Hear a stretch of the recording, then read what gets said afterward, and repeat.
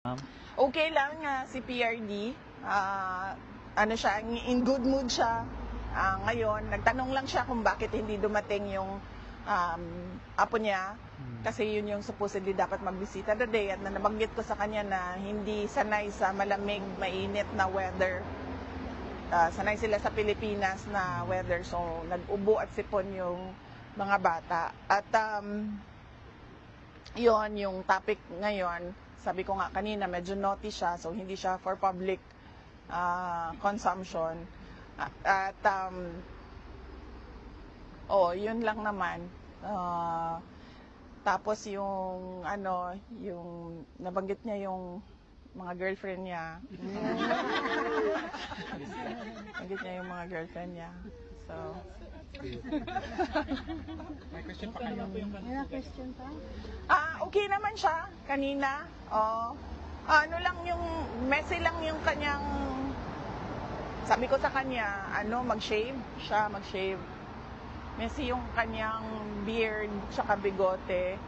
Tapos well, hindi siya maka-decide kung mag-go all white daw siya or magpatina pa rin siya. So, hindi daw siya maka-decide. Minsan daw pag umaga, nakatingin siya sa salamin, minsan daw gusto niya puti na lang lahat. Tapos meron naman daw mga araw na gusto niyang magpatina. So, wala siyang desisyon sa kulay ng buhok niya. Pero noong Tuesday, nag-request na siya ng haircut at na-submit na rin namin sa detention unit yung request na for haircut. Wow. May question pa ba kayo? Last question. May Sa kuya, last time yung Yes, ma'am. Oo. Last time ako yung naggupit. Kaming dalawa yung naggupit ng kuko niya. Nagtulungan kami sa kuko niya. Nag-request na rin kami noon kanyang manicure at pedicure. Hindi ko lang siya natanong kung nagawa na ba. Pero yung kuko niya kasi, short na talaga yun nung Tuesday. Kasi May question pa ba kayo? inayos namin. VP, I have a question. In a few days time, parang the spokesperson ng Office of the Vice President is really gaining attention and positive feedback, and parang nakikita ng mga tao they're able to compare doon sa other speakers, yung performance ng speaker ng OVP ngayon. Ano yung feedback mo doon sa performance niya so far? Well, nagpapasalamat ako kay Attorney Ruth Castelo, no?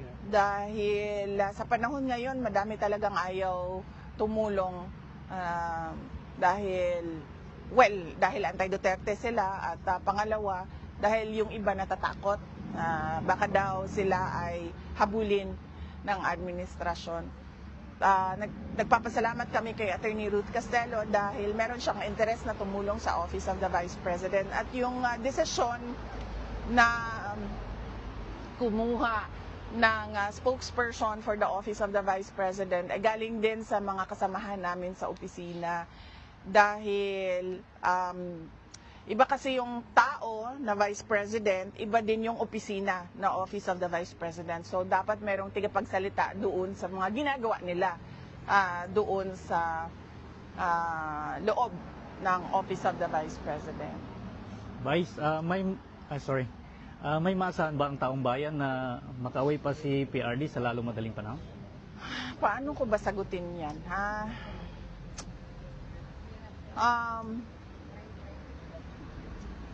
Siguro let's take it one day at a time. Oo. Sa ngayon, ang inaantay natin ay sana madismiss ang kaso based on the filings sa jurisdiction.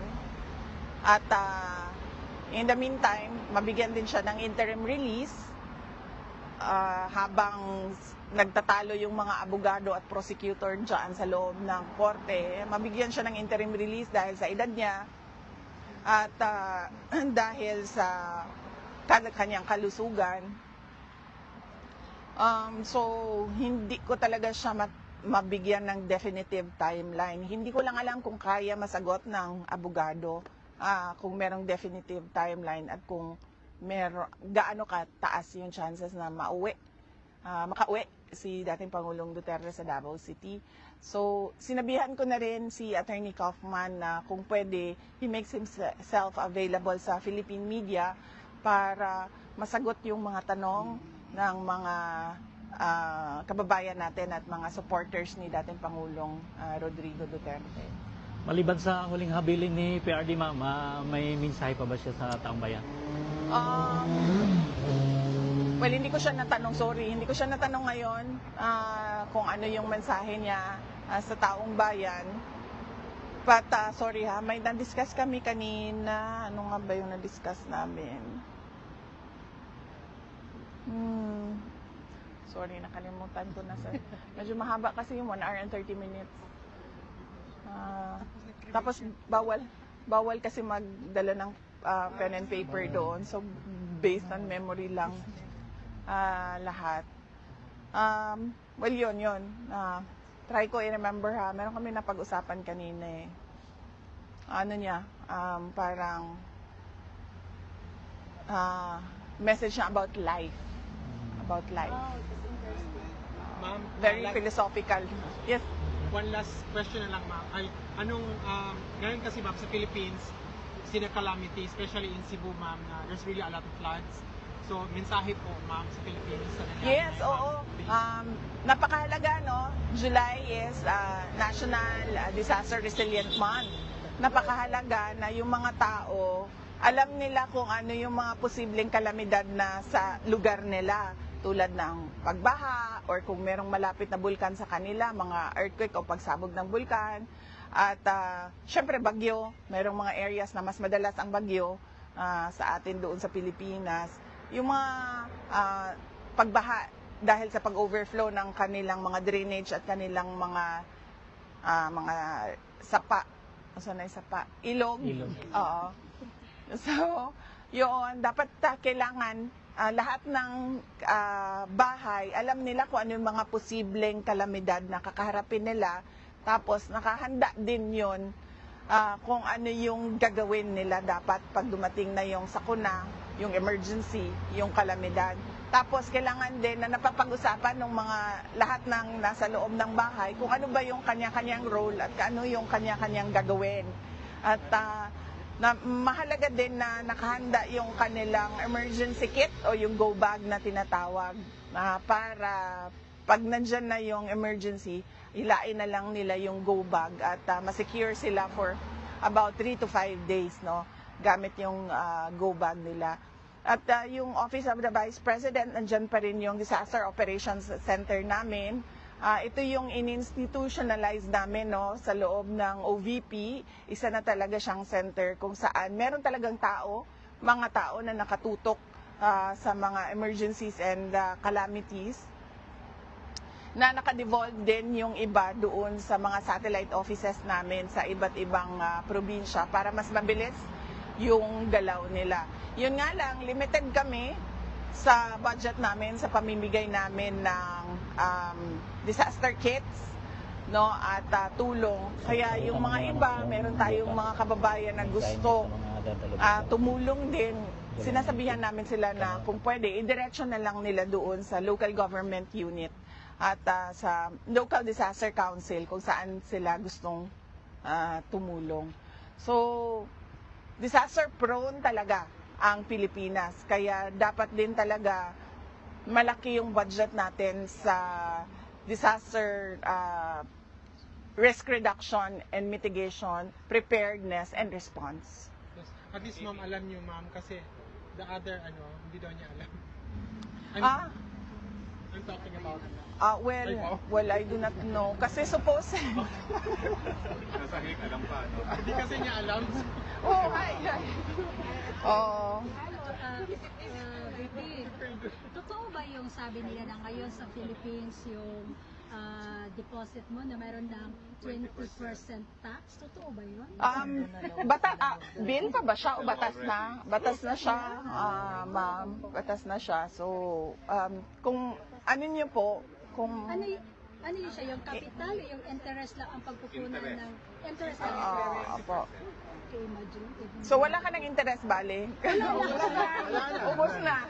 Ubos na sa tax. Ma'am, last question from Europe. Ano na pala? Ma'am, yes, ma'am. Last question from Europe Pinoy, but it is up to you to answer the question. Opo, ma'am. If it's okay.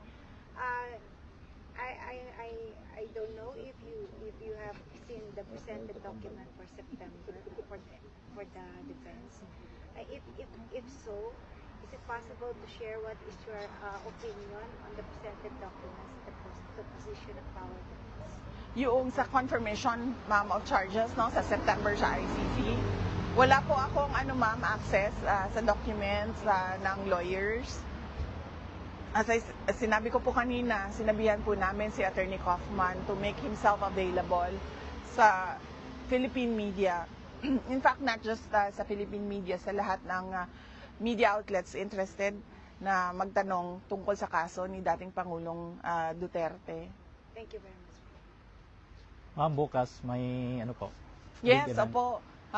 Unang-una, iniimbitahan ko lahat ng ating mga kababayan dito sa Hague at sa mga karatig lugar ng Hague sa the Netherlands na meron po tayong pagtitipon-tipon bukas. Ito po yung Free Duterte Now rally natin kung saan ipresenta natin ulit ito pala, naalala ko na. Naalala ko na kung ano sinabi niya. So, binanggit ko yung rally Yes, ma'am. bukas. Tapos sabi niya, madami bang pumupunta? Sabi ko, kahit walang pumunta, ay magra-rally pa rin kami. Kahit walang makikinig sa amin, magsasalita pa rin kami. Wala kaming pakialam kung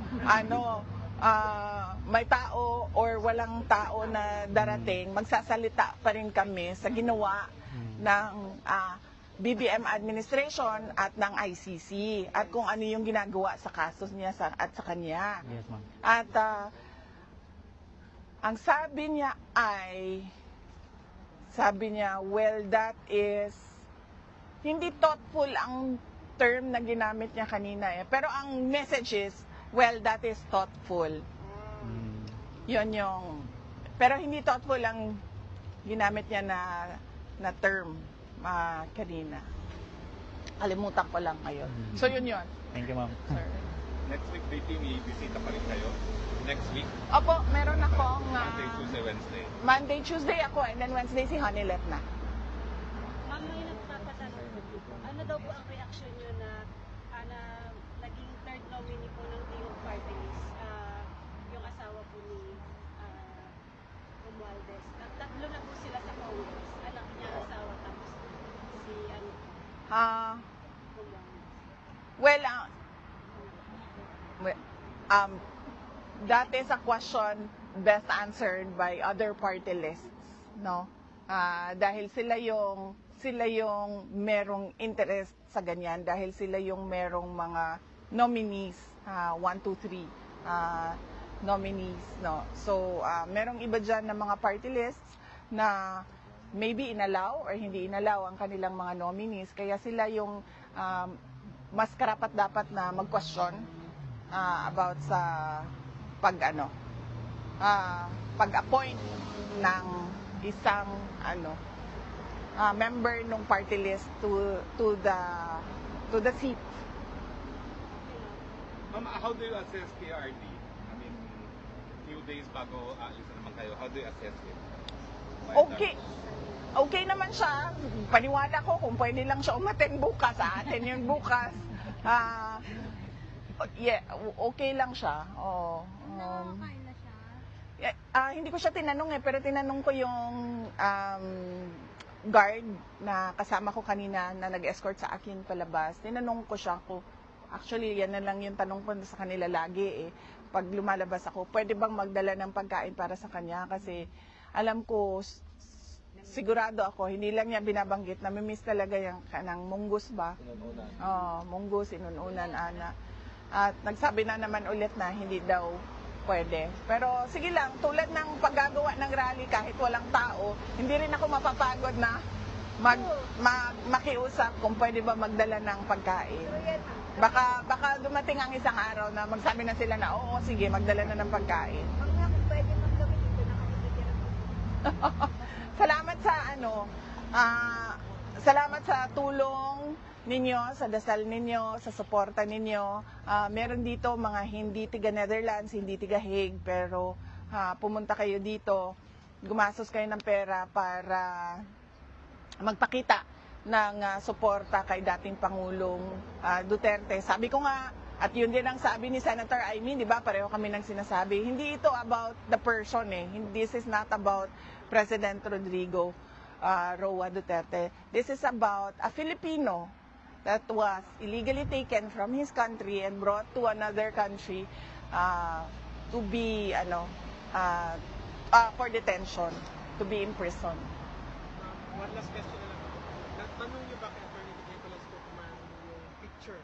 Still remember yun? Oo, nagsabi siya bawal daw sa mga lawyers na mag-release o kumuha man lang ng picture ng kanilang clients at pag ginawa niya daw yon ay baka tanggalin siya as lawyer. Sarah, this is a question as a fellow human being. Where do you get your strength to keep going every single day with all these issues and all these problems? Yes. Keep going as a person. That is one matter as well that we discussed earlier with PRD, but not about the strength to go on. It was about life and death. And then I told him, because he was giving somehow last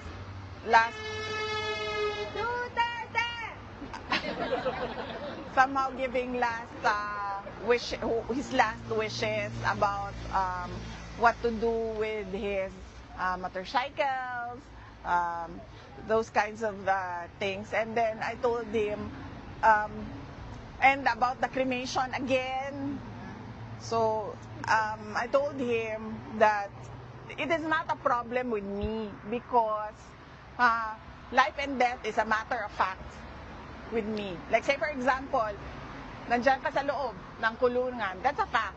So hindi ka na dapat, alam mo yun, do not wallow in pity, do not go on self-pity and depression and sadness. It's a matter of fact that I am here. So what am I gonna do here when I am inside? Maybe write a book, maybe exercise every day so that we get the figure that we want, diba? And then, diba? And then siguro maybe if it's allowed, then get another degree, another master's degree. So life and death is a matter of fact to me. So if I'm tired, I need to rest. If I'm hungry, I need to eat. It's like that with me. So yes. So I don't look at it as challenges or problems. I look at it as a way to create solutions. It's inspirational. Oo. Yes, ma'am. On a lighter note, ma'am. Yes. Nasyak ba kayo na narinig niyo yung bangat-bangat sa ilalim ng tulay kahapon? Ikaw ba yun? Yeah! Ba yun? Dumungaw si ma'am. Nagbuti kami Para bang nanaginip kayo? Totoo ba yun? Grabe yung mga lokal na nakaupo doon sa likod namin, may cafe doon sa unahan. Nakatingin talaga sila sa akin. Kasi nakita ko, hi, from the Philippines. Gumaganyan kayo doon sa mga tao. Hi. Tapos sabi ko, ha, may Pilipino. Tapos dumungaw ako. Yung mga bot kasi babay. Hi, we are from Philippines! Ayun. Madam, tungkol po doon sa huling statement ni BBM na open daw po ang palasyo para sa inyo at parang gusto niya pang ipaliwanag na kung gusto niyo umali pa sumama sa kabinete niya. No comment. No comment. Okay lang po. Salamat po.